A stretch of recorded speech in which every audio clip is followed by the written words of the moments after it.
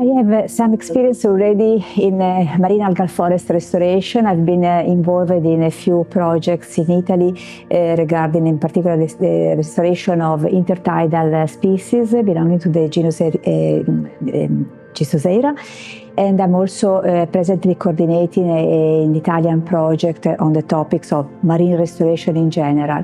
Well, the challenges in ocean citizens from my perspective, so in particular focusing on marine algal forests, is the completely new environment to deal with, because we've been working so far mostly in inter-tidal level and in a micro-tidal system such as the Mediterranean, while we are going to work in a macro-tidal environment. So we are going to face huge tidal range and the changes over the day, big waves for sure, so high hydrodynamic conditions,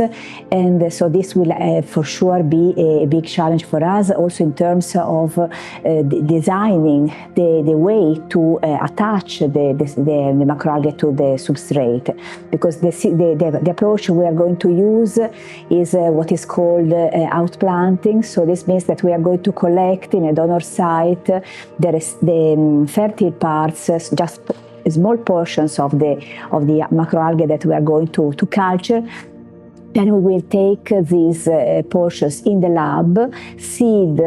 probably clay tiles or anyhow substrates, where we will cultivate these macroalgae until they achieve 2-3 millimeters, and then, or maybe even more, and then we will move them to the field. We've been already doing this in the Mediterranean, in the intertidal and in the shallow subtidal, and in the project we are going to do it again in the intertidal and probably also in the subtidal, attaching probably our macroalgal